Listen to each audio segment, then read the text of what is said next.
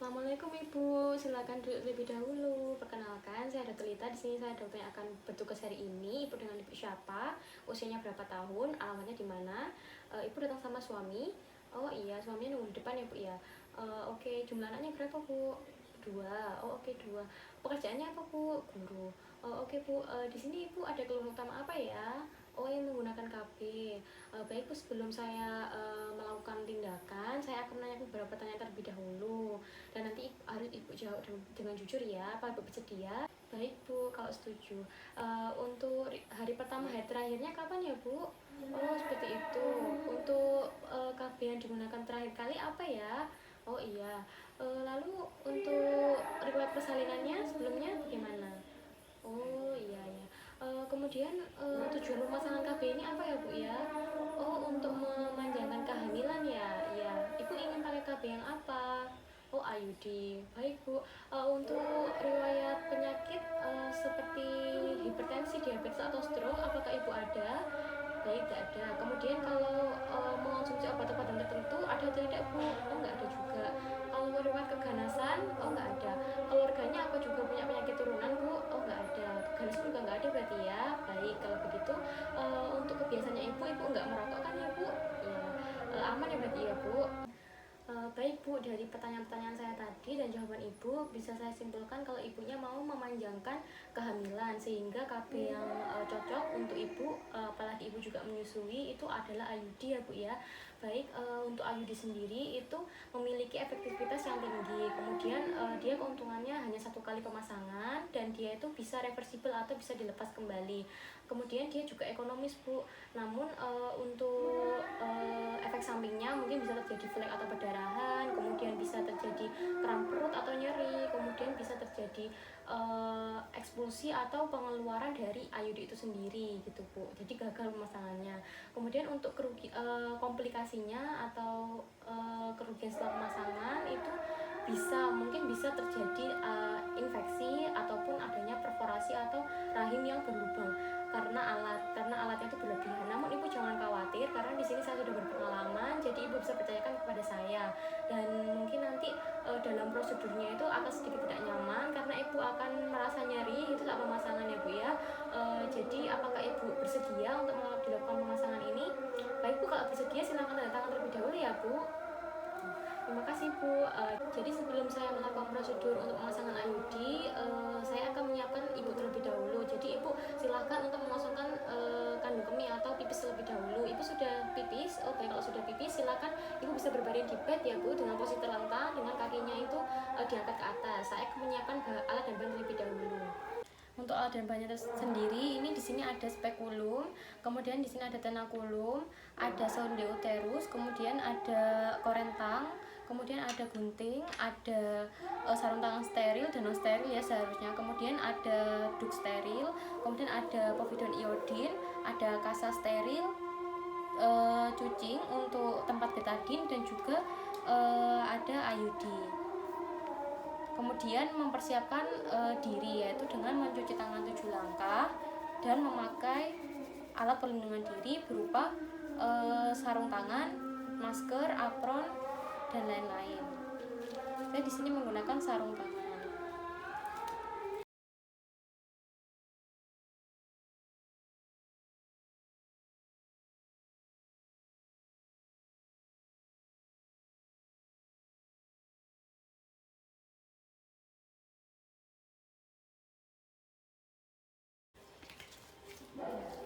Selesai. Kemudian yang pertama kali dilakukan adalah memeriksa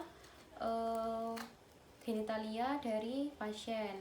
Yang pertama dengan menggunakan inspeksi, diinspeksi bagian luar genitalia pasien itu apakah ada benjolan, apakah ada ulkus, apakah ada tanda-tanda inflamasi. Ini tidak ada. Kemudian memeriksa menggunakan spekulum ke vaginanya, kemudian dimasukkan apakah ada lendir yang berlebihan, kemudian apakah ada cervicitis.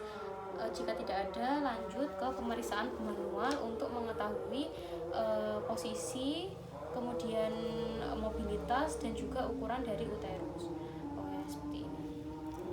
metode menyiapkan AKDR. Yang pertama itu dipastikan bahwasanya di sini ada 3, yaitu ada alat IUD-nya itu sendiri, kemudian ada tabung inserter dan juga inserter, dan ada lengan biru. Kemudian yang pertama dilakukan, letakkan di tempat yang datar, kemudian dibuka plastik pembungkusnya sampai ke batas biru. Yang ini tidak steril dan yang ini steril. Kemudian masukkan inserter, pastikan inserter ini sudah masuk ke dalam tabung inserter. Setelah itu di tempat yang datar kita melakukan memasukkan lengan AKDR ini ke dalam tabung inserter.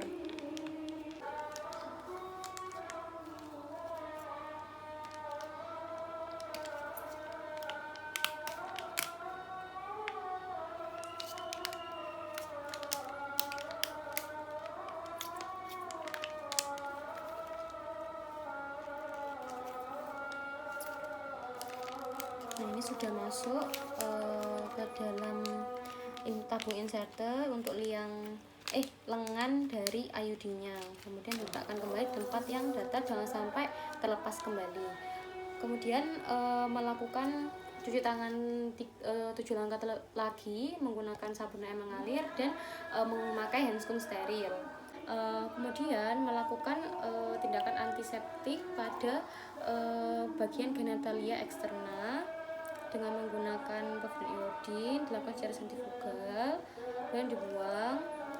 Selanjutnya ditutup demarkasi menggunakan duk steril seperti ini. Kemudian memasang spekulum pada genitalia. Pertama dimiringkan, lalu diluruskan hingga terlihat porsio dari uterusnya itu sendiri. Setelah itu dikunci.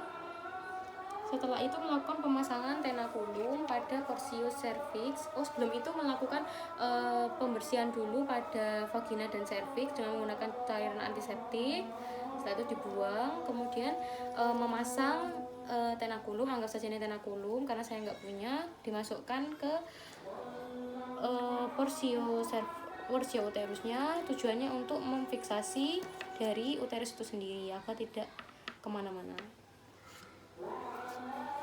Setelah itu memasukkan sonde uterus untuk menentukan ukuran dan letak dan posisi dari uterus itu sendiri.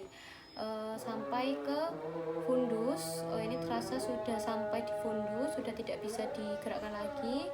Kemudian diambil lagi, ini dengan teknik no touch ya. Kemudian diambil, jangan sampai menyentuh samping-samping, dilihat.